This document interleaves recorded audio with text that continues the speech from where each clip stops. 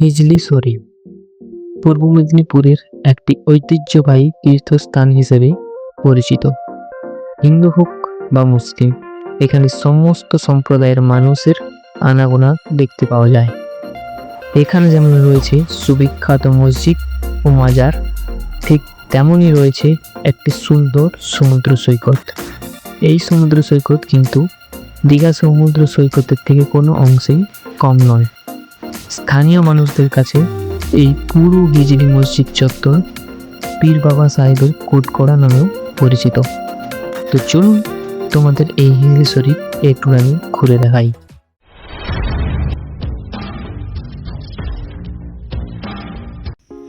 Good morning বন্ধুরা, dreams ডায়েরির YouTube চ্যানেলে এটা আমাদের প্রথম ব্লগ, আর আমরা যাচ্ছি একটা অফবিট প্লেস হিজলি শরীফ সি বিচে এনজয় করতে। এখন ঘড়িতে বাজে 7:10 আর আমি যাচ্ছি মেন রোডের দিকে। তো ওখানে গিয়ে কথা বলছি।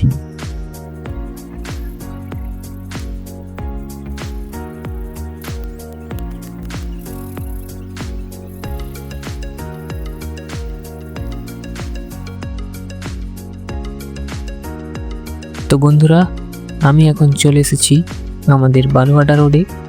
আর বলতে বলতে এই যে দেখতে পাচ্ছ, এরা চলে এসেছে স্কুটি নিয়ে।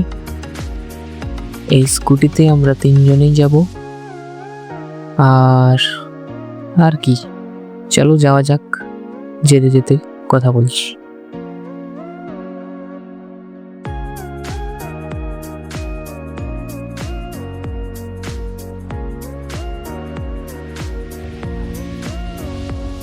এই যে আমাদের সেই চকদীপা হাই স্কুল, যেখানে আমরা আসতাম, কতই না আনন্দ করতাম আর স্যার ম্যাডামদের বকা শুনতাম। আর এখন ভাবি স্কুল লাইফটা না কতই ভালো ছিল। তো চলো এইসব কথা থাক, আমরা আমাদের ফার্স্ট ডেস্টিনেশনের দিকে এগিয়ে যাই। আমাদের প্রথম গন্তব্যস্থল হলো টাউনশিপ খেয়াপাড়। তো চলো যাওয়া যাক।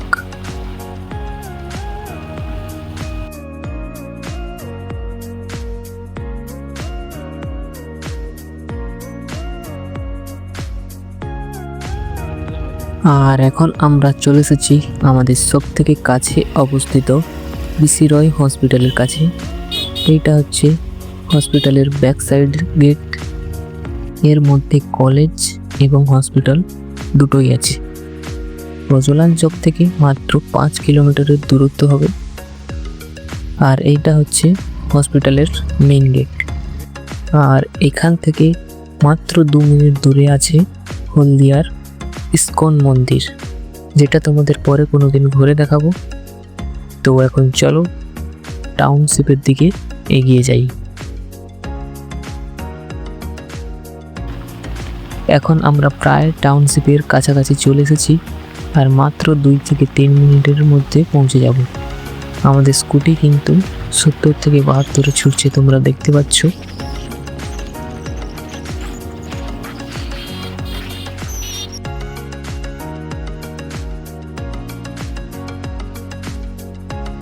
আর এইখান থেকে শুরু হচ্ছে কোস্টগার্ডের এরিয়া। এর ভেতরে নেভি আর্মিরা আছে, আর আছে ওনাদের বিভিন্ন ধরনের বোট। এখন ঘড়িতে বাজে প্রায় 7:40 আর আমরা পৌঁছে গেছি টাউনশিপে। আমাদের বাড়ি থেকে আসতে প্রায় 30 মিনিট লেগেছে। আর আমাদের এখনো 2 জন আসবে। আমরা মোট 5 জন যাব। ওরা 2 জন আসুক, ততক্ষণ আমরা হালকা করে টিফিন করে নিই। আর এই যে চলে এসেছে আমাদের 2 জন অফিসার। আর ওই যে আরেকজন আসছে খেয়ে দে। আর এইটা হচ্ছে আমাদের ক্যাশিয়ার। এই কিন্তু আমাদের সব রকম দেখাশোনা করবে। তো আমাদের লঞ্চ এসে গেছে, চলো যাওয়া যাক। ভিতরে গিয়ে আবার টিকিট কাটতে হবে। আমরা টিকিট কেটে ভিতরে চলে এসেছি। আর এইখান থেকে আমাদের যেতে হবে লঞ্চে। আর লঞ্চে গিয়ে তোমাদের বলছি কত টাকা করে টিকিট।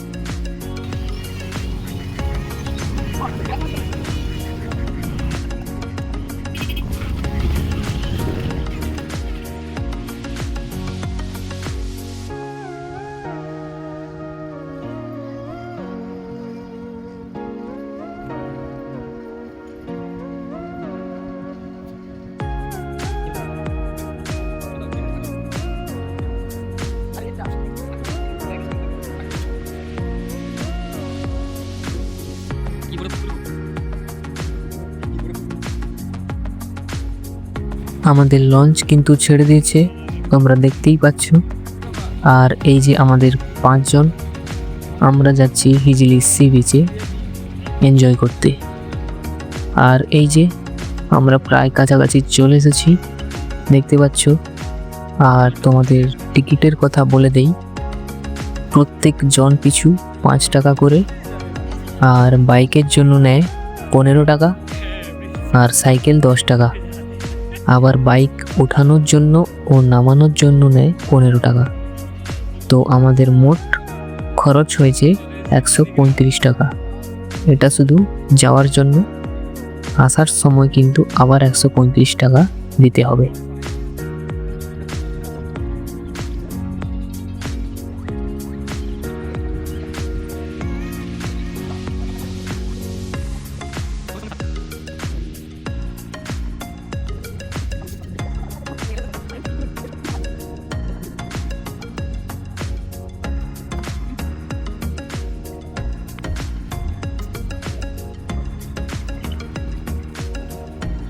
তো বন্ধুরা, দেখতে পাচ্ছ আমরা নদী পেরিয়ে চলে এসেছি নন্দীগ্রামের দিকে। আর এই যে আমাদের স্কুটিগুলো উঠিয়ে দিচ্ছে। তো আমাদের নদী পেরোতে মানে লঞ্চে টাইম লেগেছে মাত্র 10 মিনিট।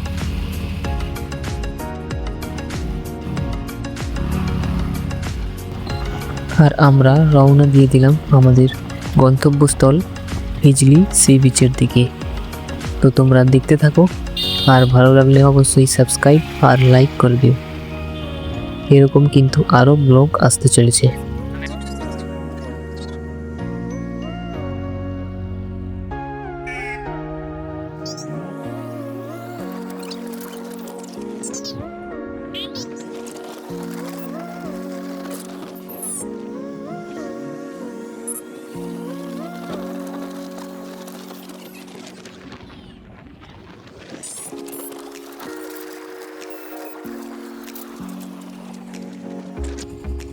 আর এখন আমরা দাঁড়িয়ে পড়েছি রাস্তার ধারে ফটোশ্যুট করার জন্য।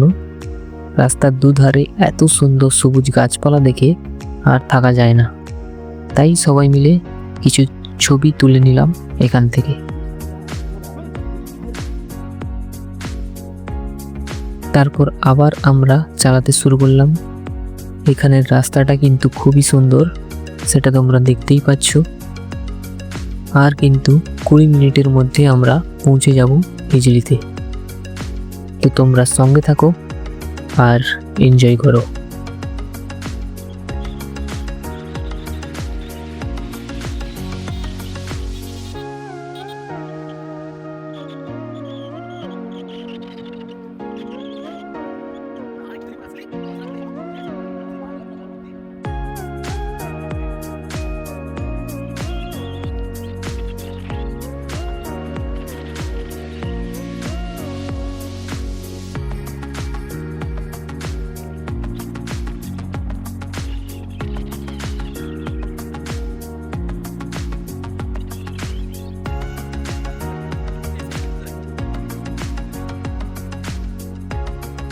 আর এখন ঘড়িতে বাজে 9:50। আর আমরা ফাইনালি চলে এসেছি আমাদের ডেস্টিনেশন হিজলি সি বিচে। দারুণ একটা অফবিট জায়গা। আর তোমরা দেখতেই পাচ্ছ এখানে কিন্তু অনেক মানুষ এসেছে, সবাই কিন্তু স্নান করাও শুরু করে দিয়েছে অলরেডি। আর আমরা নদী ধারে ধারে দেখি কত দূর যাওয়া যায়। আবার স্কুটি নিয়ে যাচ্ছি।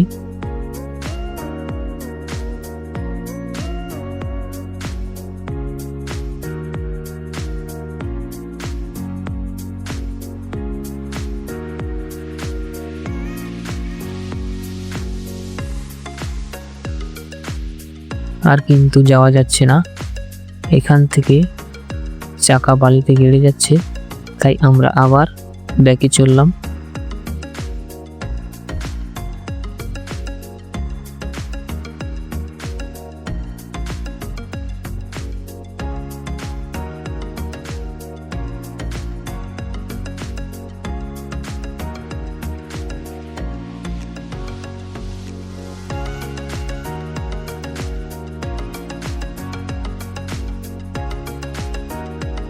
আর এইখানে আসলাম একটু ছায়ার মধ্যে।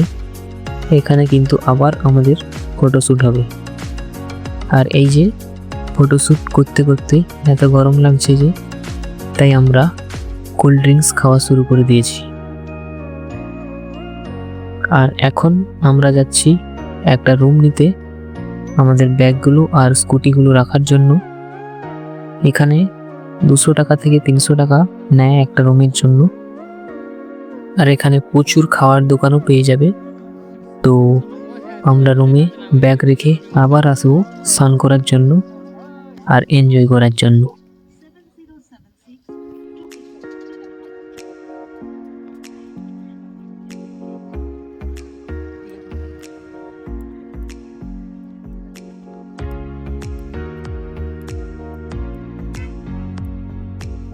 আর এখন আমরা স্নান টান করে চলে এসেছি হিজলি মাজারের ভেতরে। তো আমরা সবাই একসঙ্গে স্নান করেছিলাম, তাই আর ভিডিও বানানো হয়নি। আর এখানে এসেছি কারণ এই যে লোহার দ্বন্দ্বটা দেখছো, এটাকে তোলার জন্য। এটার নাম হচ্ছে আশাবাড়ি। এখানকার লোকেরা বলে এটাকে কাঁধে তুলে 3 বার করে ঘোরালে মনস্কামনা পূর্ণ হয়, তাই এটাকে তোলার জন্য এসেছি। এর ওজন কিন্তু 40 থেকে 50 কেজি হবে। আর এই আশাবাড়ি তোলার জন্য কিন্তু বহু মানুষ দাঁড়িয়ে আছে, তোমরা দেখতেই পাচ্ছ। আর এই যে আমাদের মোটা ভাই তুলছে এক হাতে করে নিয়ে, ঘুরছে, দেখতে পাচ্ছ। ওর কোনো মনেই হচ্ছে না যে এটা 50 কেজি। তারপর একে একে সবাই তুলে আমরা রুমে চলে যাই। আর খাওয়া দাওয়া কমপ্লিট করে একটু রেস্ট নিয়ে নিই।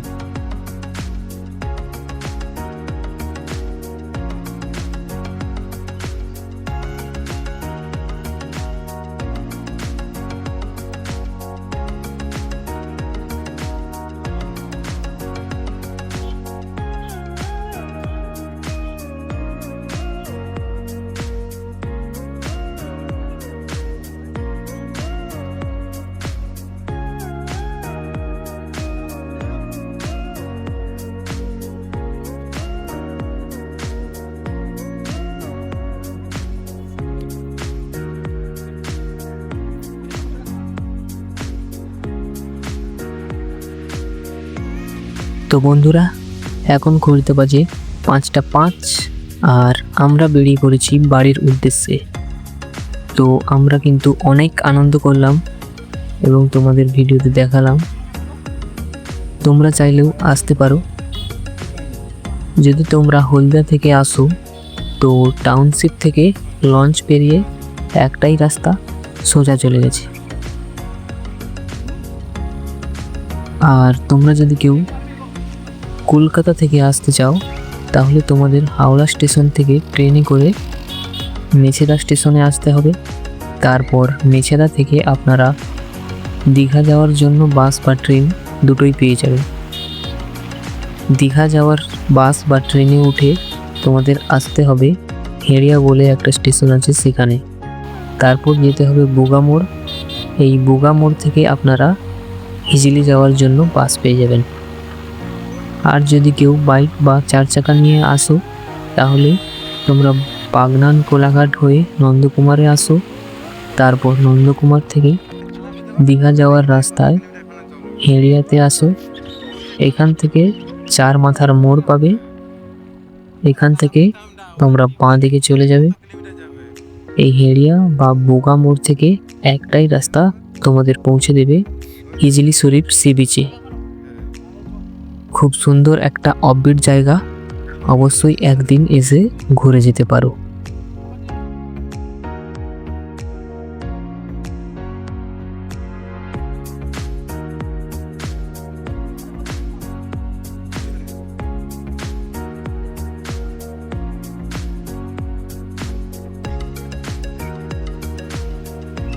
তো বন্ধুরা, এখন টাইম হচ্ছে 6টা 10।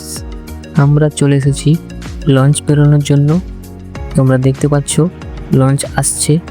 এই লঞ্চে করেই আমরা টাউনশিপ মানে ওই পারে চলে যাব।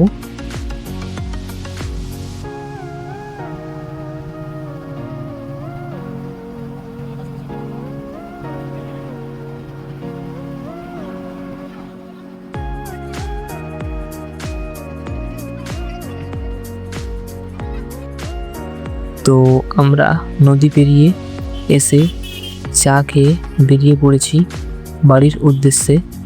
আর বেশি ভিডিও বাড়াবো না, যদি ভালো লাগে অবশ্যই লাইক করে দিও আর চ্যানেলটা সাবস্ক্রাইব করে একটু সাপোর্ট করো। তো আজকের ভিডিও এতটুকুই, আবার দেখা হবে কোনো এক নেক্সট ব্লগে। ততক্ষণ সবাই ভালো থাকো, সুস্থ থাকো।